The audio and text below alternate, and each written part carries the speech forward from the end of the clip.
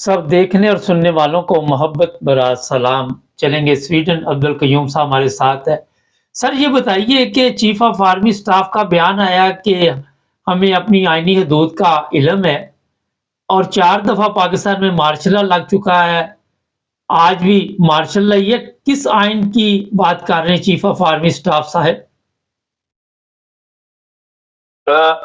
मुबारक साहब, आज ये है कि जब आपके मुल्क के अंदर कानून नहीं चल रहा, जो कि सारा पाकिस्तान के सब लोग कह रहे हैं कि पाकिस्तान का आइन नहीं चल रहा। जब आपका आइन मफलूज हो, सियासतदान करप्ट, बददियानत, माफियाज, हरामखोर हों और हुकूमतें जितनी आई हैं वो सारी यानी इलेक्टेड नहीं थे, बल्कि वो जैली किस्म की हुकूमतें बनाई गई। किसने बनाई थी? आज अगर चीफ ऑफ आर्मी साहब कहता है कि हमें अपनी हदूद जो है वो आइन के अंदर हदूद जो हमें पता है, उसके हदूद अगर पता है तो ये मार्शल लॉ क्यों लगते रहे? अगर हदूद पता है तो किस तरह इलेक्शन जो है वो नीचे से ऊपर होते रहे? अगर हदूद ही पता है तो किस तरह लोगों की, औरतों की नंगी फोटो बना के और वीडियो बना के उनको ब्लैकमेल किया गया, उनको जलील करके कौन कर रहा था? ये तो पाकिस्तान के लोगों को साथ जो 75 साल हुआ, ये आइन को अगर मानता कोई तो फिर इलेक्शन हो जाते टाइम के ऊपर।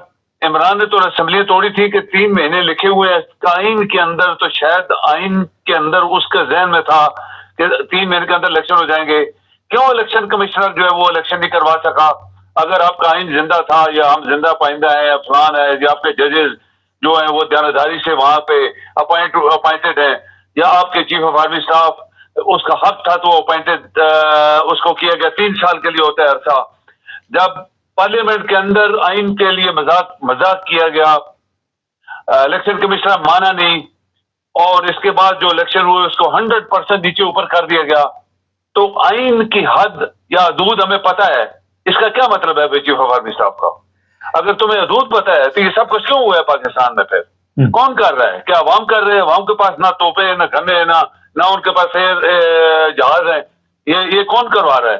तो ये मुबारक साहब, ये जो कुछ होता रहा है, इससे साफ जाहिर है कि आपका आइन पाकिस्तान में है ही नहीं है।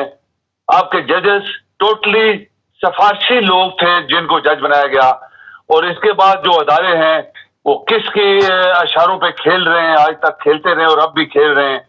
तो इससे जाहिर होता है कि जब बड़े बड़े लोग, आपके ज़हीन लोग पाकिस्तान की ये कहते हैं कि पाकिस्तान, हमने भी बोला नहीं चला, आज भी नहीं चल रहा और इसको चलने नहीं दिया गया, ये तमाम करप्ट लोग दोबारा कैसे सदर बन गया, वजीर आजम बन गया, और सदर बन गया, वजीर आजम बन गया, चीफ मिनिस्टर एक औरत बन गई, तो ये कैसे हुआ है? ये सब कुछ आइन के अंदर हुआ है क्या? क्या आइन के हदूद के अंदर सब कुछ हुआ है? बिल्कुल नहीं। तो इसीलिए कहते हैं कि ये पाकिस्तान जो है, ये पाकिस्तान हकीकत में, ग्राउंड में लोगों के सामने तो बनाया गया, लेकिन उसको जिस तरह चलना चाहिए दुनिया सल्तनतें चलती है वो चला नहीं है। सर ये बताइए, इमरान खान का भी एक बयान सामने आया है जो कि इंग्लैंड से आपके भी लम्हे आ गया होगा, कि उसने कहा कि बाकी तो सब कुछ उन्होंने कर लिया, मुझे अब कत्ल करवाएंगे। और ये भी जो बातें आइन की कर रहे हैं उन पे इल्जाम लगा रहा है इमरान खान। आप क्या कहते हैं? ये बात आपकी सही है मुबारक साहब, आपने कई दफा पहले भी बोला और आपने खर्चा जाहिर किया, और मैं भी कभी कभी बहुत सीरियस होता हूँ जब ये इस तरह के बयान सुनता हूँ। देखें, उसको पता है कि जब वो एक बात उसने की हुई है कि मैं इस कौम को इन माफिया से छुड़ाना चाहता हूँ, इस कौम को बददियानत, हरामखोर लोगों से इस कौम को आजाद करवाना चाहता हूँ, इस कौम को मैं उनका जो आईनी हक है, आइन को तो मान को नहीं रहा तो आईनी हक को कौन मानेगा? लेकिन उसकी एक ख्वाहिश है, उसकी एक ड्रीम है जो जिसके ऊपर वो डटा हुआ है, और उसको फिर ये जो माफियाज हैं जिनकी जड़ें 75 साल नीचे जमीन में गई हैं, हरामखोर, बददियानत, लानती लोग, ये मुनाफिक लोग, ये काफिर लोग। अभी बात आ गई काफिर की। देखें मुबारक साहब, अर्ज ये है कि जब मैं अपने आप को कहता हूं मैं मुसलमान हूं, किसी की जुर्रत नहीं होनी चाहिए कि वो मुझे कहे कि तुम मुसलमान नहीं हो, क्योंकि ये मेरे अल्लाह के साथ कनेक्शन है। मैं अल्लाह को मानता हूं, अल्लाह के फरिश्तों को मानता हूं, उसकी किताबों को मानता हूं, क़यामत के दिन को मानता हूं, कौन मुझे कह सकता है मैं मुसलमान नहीं हूं? ये जो काफर पाकिस्तान के अंदर मौजूद हैं, ये काफर उनकी अपनी नरेशन जो है वो लोगों को पेश करके तो पॉइंट्स लेना चाहते हैं जो कि पढ़े लिखे लोग नहीं मानते। सिर्फ पढ़े लिखे लोग नहीं मानते, बाकी जंगली जो है उनको कुछ भी आप समझा दें। सो कोई काफर नहीं होता जो इंसान खुद कहता है मैं मुसलमान। मैं आपको तो छोटा सा वाक्य एक आधे मिनट का, देखिए वो कहते हैं एक बहुत बड़ा वाक्य है कि जंग में नबी सल्लल्लाहु अलैहि वसल्लम बैठे थे तो एक पड़ाव लगा के थे, एक बंदा है गोश्त बेचने के लिए, तो लोगों ने सहाबा ने कहा जी कि हम गोश्त लेना चाहते हैं।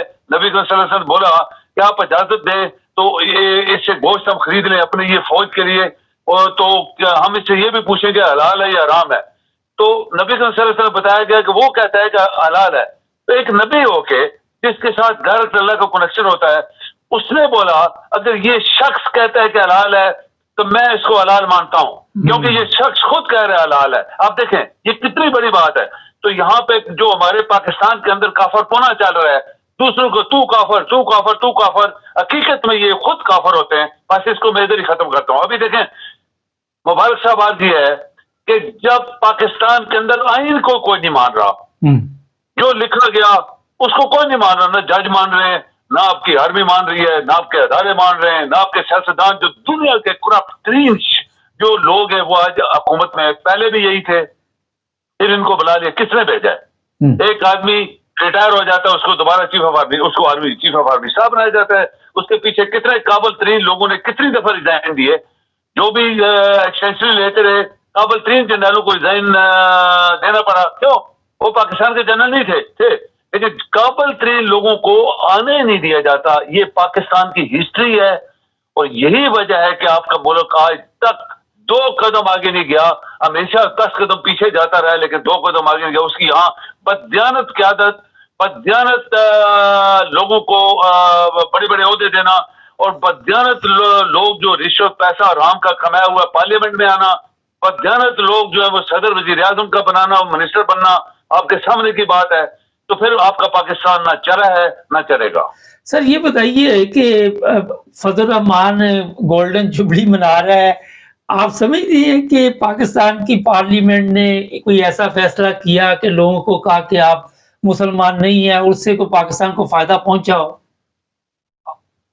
ये सब फ्रॉड है। मुबारक साहब हमने बहुत दफा बात की है कि ये पता नहीं इनको बीमारी है, एक खास बीमारी होती है कुछ लोगों के अंदर। वो कहते हैं वो चोरी से शायद बात आ जाए कि हेरा फेरी से बात नहीं आता, ये वो हेरा फेरी है। ये मुल्ले जो है ये एंड के ऊपर आके इस तरह की कहानियां बनाते हैं फिर, जबकि आप फिरकों की बात ना करें, जो मर्जी हजारों फिरके पाकिस्तान में इस्लाम के, तो कौन कौन काफिर है कौन मुसलमान है कौन कह सकता है? सर कोई भी नहीं कह सकता।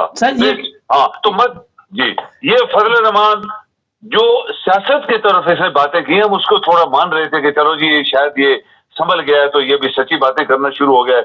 इमरान को कहता है ये सच्चा है, ये गद्दार नहीं है, ये इमरान ही सच्चा था, ये सब फराडी लोग हैं, बददियानत लोग हैं। तो इसके ऊपर चलना, नए इलेक्शन कल उसने बोला करवाओ, ठीक है करवाओ, नए इलेक्शन होने चाहिए। इलेक्शन कमिश्नर बददियानत शख्स है, बहुत बड़ा बददियानत है। इसके ऊपर तो हम तो पहले कह रहे हैं इसको फांसी दो, और भी बहुत सारे लोगों को फांसी दो जो पाकिस्तान का पैसा खा गए, चलने नहीं दे रहे। तो ये फजल रहमान जो है ये भटकता है जब तो ऐसी हरकतें करता है, लेकिन अगर ये अपनी लाइन के ऊपर, सियासत वाली लाइन के ऊपर चले, सही ध्यानदारी से बातें करे, तो बहुत सारे लोग शायद इसको सपोर्ट करेंगे। सर ये बताइए कि मैं देख रहा था कि इंग्लैंड में उन्होंने बताया कि जो सरकारी गाड़ियां हैं वो पता नहीं 100 है कि थोड़ी कम है ज्यादा है। हमारे इस्लामाबाद में बताया जा रहा पता नहीं कितने हजार सरकारी गाड़ियां हैं, इसका तमाम जो खर्चा है वो टैक्स से दिया जाता है। क्या हो रहा है, सरकार क्या कर रही है वहां पे इन सरकारी गाड़ियों के जरिए? मुबारक साहब आप हैरान होंगे कि पाकिस्तान एक ऐसा मुल्क है जिसमें कोई किसी को पूछता नहीं है। हैरानगी की ये बात है कि एक पार्टी का लीडर जो किसी पार्टी का लीडर है, आप एक किसी पार्टी बनाते हैं उसके लीडर बन जाते हैं, आपको गाड़ियां मुफ्त, आपको पुलिस मुफ्त, आपके घर बार मुफ्त, आपके सब लूट रहे हैं पाकिस्तान को। पाकिस्तान वैसे कंगाल तो नहीं हुआ ना, आज जो पाकिस्तान जमीन बोस हो गया है ये वैसे तो नहीं हुआ ना, हर बंदा इसको लूट रहा है, हर बंदा इसको खा रहा है। एक बंदे के पास 10-10 गाड़ियां हैं, तो पैसा किसका है? पाकिस्तान का। जजेस के पास घर में 10-10 गाड़ियां हैं, 20-20 नौकर हैं, पुलिस खड़ी है, और खाना पीना बिजली का ये बिल नहीं देते। आपको पता होना चाहिए ये ना बिजली का बिल देते हैं, ना सुई गैस का बिल देते हैं, ना पानी का देते हैं, ना किराए देते हैं। खरबों रुपए इस वक्त, खरबों डॉलर्स में बोलूंगा कि पाकिस्तान के अदारे जो है वो पाकिस्तान की बिजली, पानी, सुई गैस, इस तरह की चीजें, ये PIA क्यों कंगाल हो गया, इसको ये किसी ने आना नहीं दिया। रेलवे क्यों कंगाल हो गया, जो जाते हैं किराए नहीं देते। स्टील मिल इसी तरह बैठ गई है, उसको ये कराची में जहां एक दुनिया का करप्ट तरीन शख्स जरदारी और कराची में बैठा है, पूरा कराची आज तक किसी ने सफाई नहीं कराई, खरबों रुपए उसको मिलते हैं साल के, तो जरदारी वहां बैठा हुआ है। तो इसीलिए पूरा मुल्क लूटा गया। तो आप ये देखें कि एम्बेसी में भी इसी तरह, हर जगह इसी तरह ये पाकिस्तान की दौलत जो है वो जाया चली गई है, और पाकिस्तान के अवाम के लिए किसी ने काम नहीं किया। और इसीलिए हम वो टोकरे पीछे रख के, वो जैसे पत्ती चाय काटते हैं तो टोकरे पीछे लटकाए होते हैं, उर्दू मर्दों ने लगा के गली गली महल्ले महल्ले लोगों से पैसे मांग रहे हैं। शर्मनाक जो बातें करते हैं पार्लियामेंट के अंदर, मैं वजीर आजम, मैं फलां, मैं सदर। ये सदर आपका पागल है, मैं आपको बताऊं मुबारक साहब, ये सदर नीम पागल है, इसका दिमाग नहीं काम कर रहा था, किसने इसको सदर बना दिया? ये लाहौर के गुंडे, कातल, बड़े बड़े कातल, जरदारी भी कातल है, ये बड़े बड़े कातलों को किसने सदर, वजीर आजम, मिनिस्टर बनाया हुआ है? कोई है ना पीछे जो कहता है कि हमें आइन की हदूद पता है? तो तुम्हें आइन की हदूद पता है कि ये लोग कैसे पार्लियामेंट में आ गए जिनका हक ही नहीं था? किसने करवाया? ये बात है जिसके ऊपर इंक्वायरी होनी चाहिए।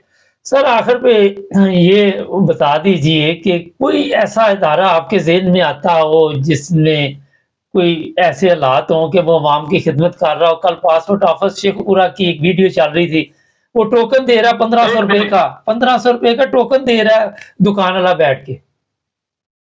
एक मिनट मुबारक साहब, पूरा पाकिस्तान जो है इस वक्त करप्शन के जद में है, इसलिए कि आपका सदर करप्ट है, आपका वज़ीर आज़म करप्ट है, आपके मिनिस्टर्स करप्ट हैं, आपका पार्लियामेंट करप्ट है, आपके सारे जो उनके नीचे अदारे वो सारे करप्ट हैं। तो बताएं फिर पाकिस्तान का कौन सा अदारा काम कर रहा है जो दामदार कर रहा है? वो कैसे करेगा?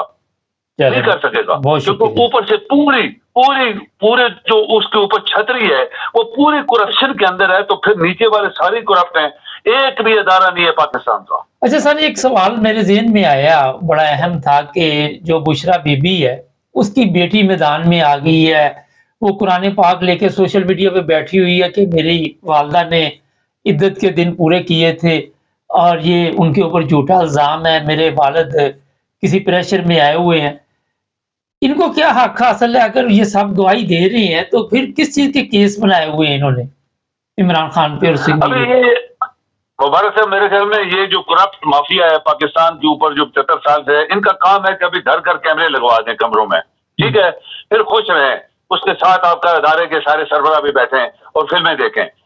इसी का कोई काम नहीं है किसी की जाती जिंदगी के अंदर मुदाखलत, किसी की जाती अकीदे के अंदर मुदाखलत, किसी के जाती काम के अंदर मुदाखलत। किसी शख्स का कोई भी आइन दुनिया का जो है वो इजाजत नहीं देता, लेकिन पाकिस्तान है वहां सब कुछ मुमकिन है। जो कुछ पाकिस्तान में आज गलाजत फैली हुई है, अगर आपने जैसे एक प्रोग्राम किया था, जो पाकिस्तान के अंदर गलाजत है, मेरे ख्याल में दुनिया का नंबर 1 मुल्क है जो दुनिया के अंदर गलाजत पाकिस्तान में हो रही है, दुनिया में ऐसे नहीं हो रही कहीं भी।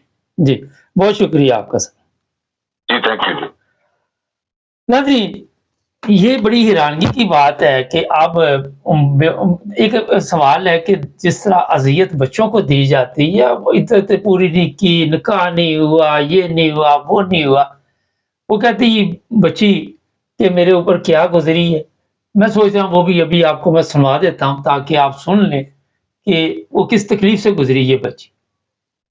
कहाँ इस्लाम में ये चीज़ें लिखी हुई, कहाँ अखलाकियात में इन चीज़ों का दर्स आपने पढ़ा, किसी मुल्क की मिसाल दे दें मुझे। तो सुनते हैं ये बच्ची क्या कहती है, क्योंकि ये सुनाना भी आपको बहुत ज़रूरी है। इस तरह की बातें सुनना बहुत हमारे लिए बहुत तकलीफ है, और मैं कभी सोच भी नहीं सकती थी कि इस तरह वीडियो बना के हमें उनको कैरेक्टर को डिफेंड करना पड़ेगा। लेकिन फिर दूसरा उनकी बात की गई थी कि इद्दत में उन्होंने कहा कि मेरे बहन भाई क्योंकि छोटे थे, मामा घर में ही इद्दत, जो शरई इद्दत होती है, वो टाइम पूरा करके गई थी। मामा का रूम अलग होता था बाबा से, क्योंकि बहन भाई छोटे थे, शायद उनको अंदाजा नहीं था, मुझे मैं अंडरस्टैंड करती थी इस चीज को। तो वो टाइम जो इद्दत का होता है वो उस घर में ही रह के उन्होंने शरई इद्दत पूरी की। उसके बाद वो नानी के घर चली गई। नानी के घर काफी अरसा रहने के बाद उनकी नाज़रीन, अब उसकी बेटी भी गवाही दे रही है बुशरा बीबी की, और जिस तरह ज़ाती ज़िंदगी में मेरा ख़्याल है मुदाखलत नहीं करनी चाहिए, मगर हमारे क्योंकि और कोई काम ही नहीं है, हमें और इसके अलावा कोई रास्ता नहीं मिलता, तो यही एक रास्ता रह जाता है। बहरहाल इस पर भी सोचना चाहिए। हमारे चैनल को सब्सक्राइब करें, जुड़े रहें हमारे साथ।